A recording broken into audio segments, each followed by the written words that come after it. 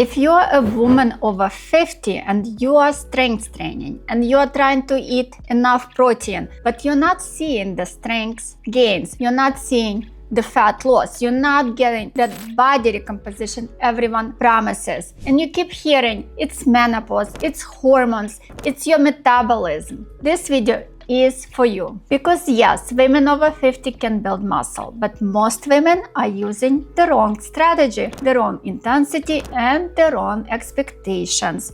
And today I'm going to show you what actually works.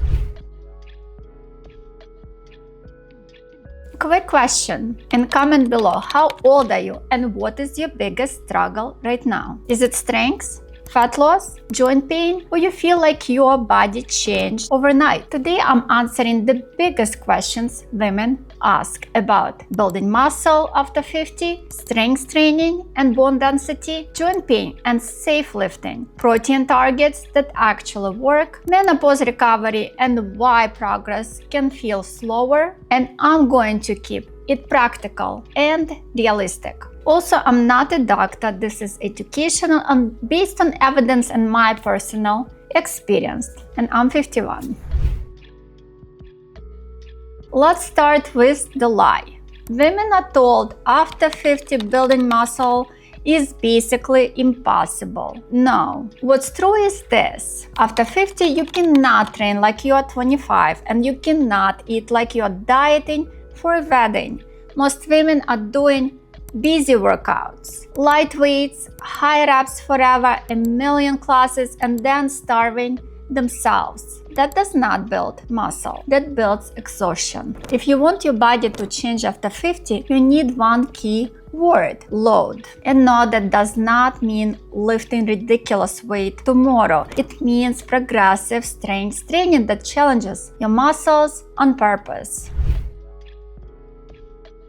This is one of the most important reasons to lift after 50. Bone density. Your hips and spine are the areas we worry about most. Bones respond to force, they respond to loading, they respond when your muscles have to work hard. So the exercises that give you the biggest return are usually compound patterns: squat pattern, deadlift pattern, overhead press pattern, rows and loaded carries. If you're doing the same weight for months, your body adapts and stops changing. A practical strength range for many women is sets that feel hard at the 4 to 8 reps range.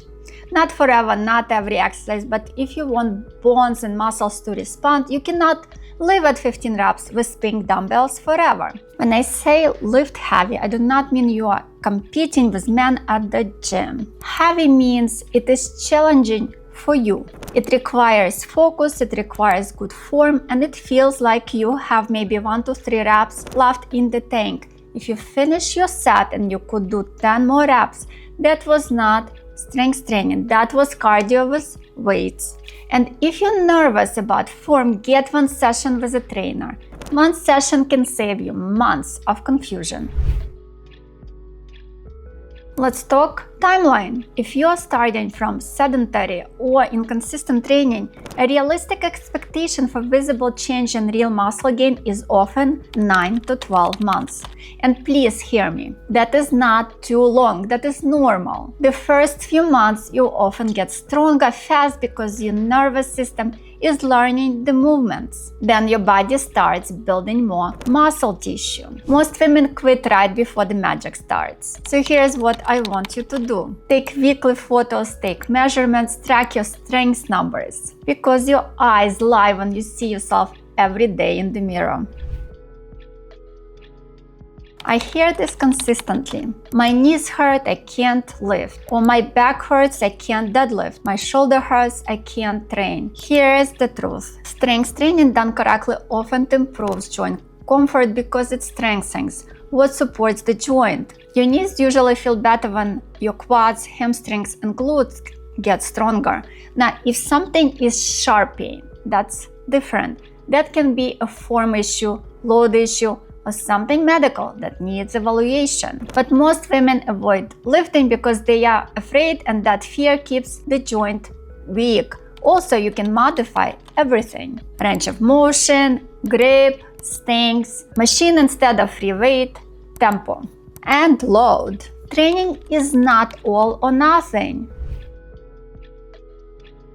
I love Pilates, I love yoga, but if your goal is muscle and bone support after 50, they are not enough. They are great for mobility, stress, and consistency. Keep them if you enjoy them, but add strength training. Minimum 2 strength sessions per week, better 3 if your recovery is good, because the body changes when it has to adapt to load. This is where women struggle. They think they are eating high protein because they had 2 eggs, a little yogurt, a handful of nuts. Here's a simple framework that works. Aim for 25 to 35 grams of protein per meal. If you eat 4 times a day and you hit 30 grams each time, you are at 120 grams. That alone changes hunger, recovery, and body composition. And let me say this clearly. Peanut butter is not protein. Nuts are not protein. Well, they are, but they are healthy fats, really. They are very calorie dense. Use them as an add-on, not your main source. Also, breakfast is where most women lose the day. If you start your day with carbs only, you chase hunger all day. Start with protein first. If you want fat loss and muscle retention, you need a sustainable calorie deficit. Sustainable means you are not living at 1200 calories. You're not miserable, you're not doing punishment cardio. Start with the basics. Protein, strength training, walking most days, sleep.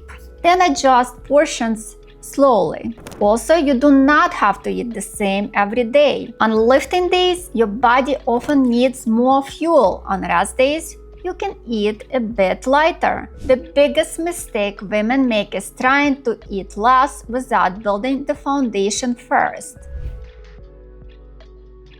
A lot of women feel like their metabolism suddenly slowed down. What I see most often is not a broken metabolism. It's less daily movement, less muscle, more stress, worse sleep, inconsistent protein, inconsistent training. Menopause can absolutely affect sleep, recovery, hunger, and energy. So if you feel like something is off, advocate for yourself and talk to a clinician. But please do not assume you are doomed. You have so much control here.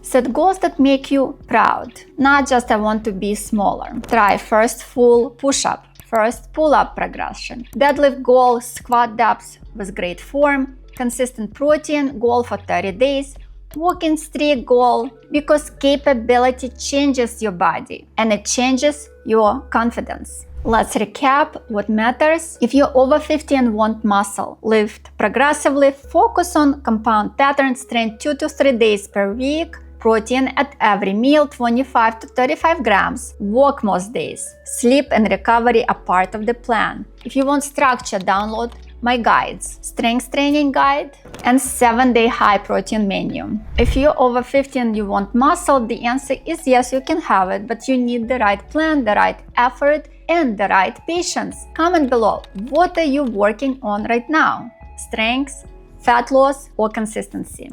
And subscribe so you don't miss what's coming next.